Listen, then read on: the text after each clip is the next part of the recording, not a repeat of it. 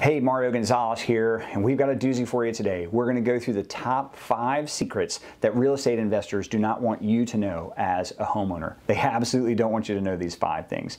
And stick with us to the end, and we're going to give you the number 1 rule here, or the secret that will put the most money in your pocket, hands down. Do us a quick favor, hit that like and subscribe. It helps us get more content out to you, more tips, tricks, information in the real estate world right back to you. And without further ado, let's get this thing kicked off. Okay, so here we go. This is going to be the top 5 biggest secrets that real estate investors don't want you to know as a homeowner. Again, I know I'm going to make some people mad. If you're a homeowner like me, and I own lots of real estate investments, I get tons of these letters, calls, texts, you name it. I get a ton of them that all say, hey, we want to buy your home, we want to buy it for cash, we want to buy all this good stuff. So let me just give you the 5 biggest secrets that these real estate investors don't want you to know. Number 5 is that most of these, now again, there's a small majority of folks that they're on the up and up that are doing this great. So this does not apply to them. This is going to apply to the vast majority. The vast majority of folks that are sending this to you or calling you or have a virtual assistant call you or texting you, their whole premise is, I'm going to say, based on a lie, and I'm picking that word specifically. There are going to be untruths and misguided things in and around this entire thing of their presentation to you that is not an exact, accurate depiction of the truth. And that's what I'm going to call the number 5 point. So you just need to know that you're going to have some way of discerning what is truth, what is untruth in this process if you engage with the vast majority of these things. They're calling you, texting you, mailing you. That's number 5. Number 4 is that most of them that say, hey, I've got a cash offer for your house. Again, not the minority, but the majority. It's not a real cash offer. It isn't. What they are going to do is they're going to do what the industry calls wholesaling, okay? They're going to get your home under contract, they're going to bind you with a contract, and then they are going to go elsewhere and sell your home. So that cash that they're saying isn't their cash. They don't have the cash. And this is really apparent if you get to the point where you're signing a contract and that contract looks like it's been Xeroxed 15 times.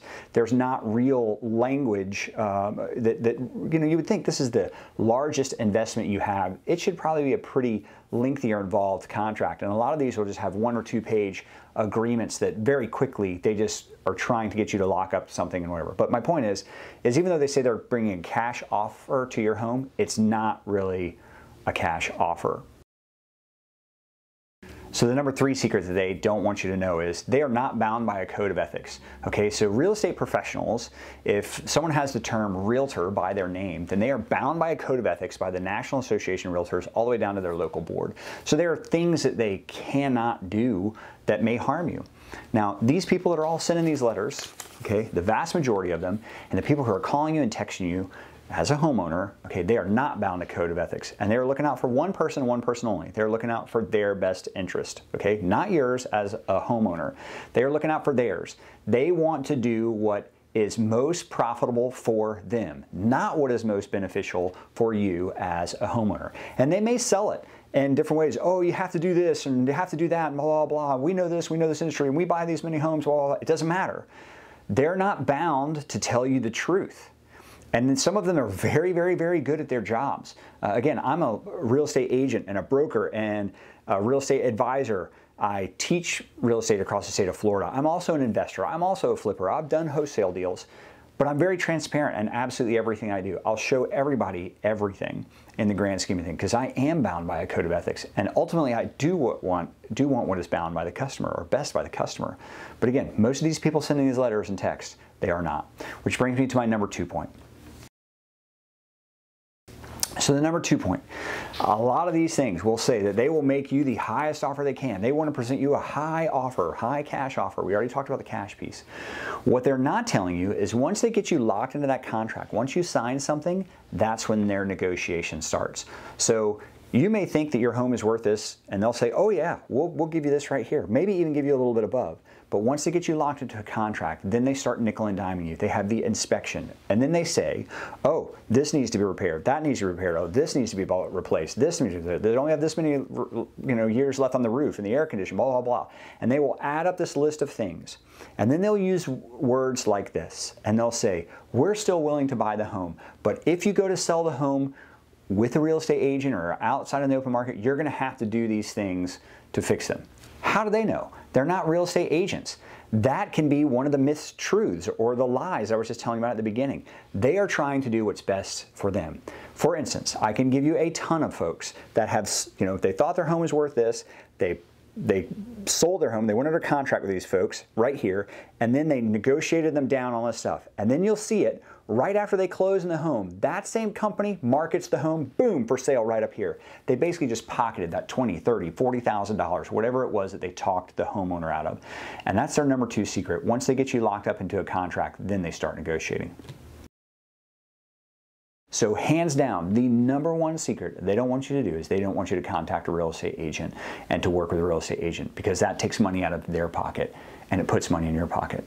They do not want you to have someone who has been doing this for years, who is bound by a code of ethics, who has to look out for the customer's best interest, who has to sell the home at the highest and best use of the property, who has to take the best interest of their customer at hand, who has to be held accountable or is held accountable by a larger organization, the company that they work for.